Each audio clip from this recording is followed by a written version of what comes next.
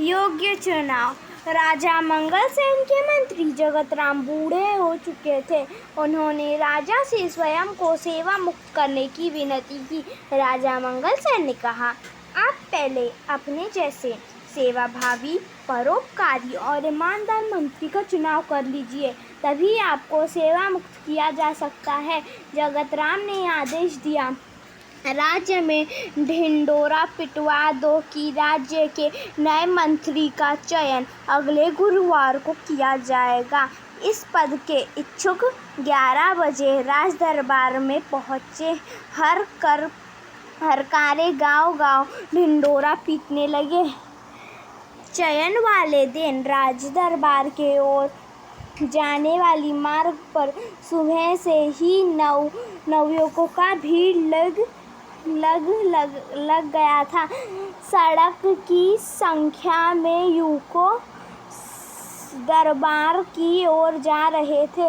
इस रास्ते पर एक तरफ एक वृद्ध हताशा सा बैठा था। उसकी बैलगाड़ी का एक पहिया रास्ते के किनारे कीचड़ में फंस गया था। वृद्ध ने कई बार पहिया कीचड़ से निकालने की कोशिश की, पर असफल रहा। मंत्री पद के अनेक उम्मीदवारों ने राज दरबार जाते समय यह दृश्य देखा, पर किसी ने भी वृद्ध की सहायता नहीं की। उम्मीदवारों युग में एक था कर्मवीर। कर्मवीर निर्धन परिवार का प्रतिभाशाली नवयुवक था। वह तेजी से राज दरबार की ओर जा रहा था। उसी समय बैलगाड़ी वाला वृद्ध एक बार फिर पहिया कीचड़ से बाहर खींचने की प्रयास कर रहा था। वह यह दृश्य देखकर राज दरबार पहुंचने की चिंता न करते हुए कर्मवीर सीधा कीचड़ में उतरा और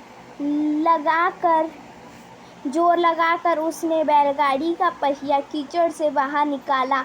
वृद्ध ने उसको ढेरों आशीर्वाद दिए, फिर इनाम में कुछ रुपए देना चाहा, पर कर्मवीर ने विनम्रता से मना कर दिया।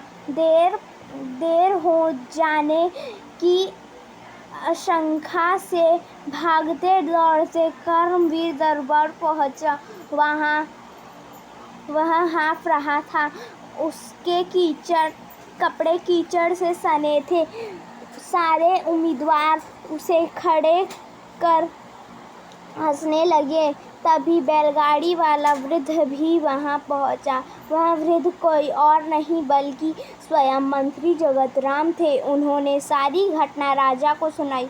फिर जगतराम ने राजा से कहा, महाराज, कर्मवीर में वो सारी गुण हैं जो राजा के मंत्री के लिए आवश्यक है। सारी बात जानकर राजा मंगलसेन बहुत प्रसन्न हुए। उन्होंने कहा, जो सामान्य आदमी की पीड़ा से दुख होता है, उसी दूर करने का प्रयास करता है, वह राज्य के ऊंची पद पर बैठने का अधिकारी होता है। जगतराम जी ने योग्य वाक्य का चुनाव किया है।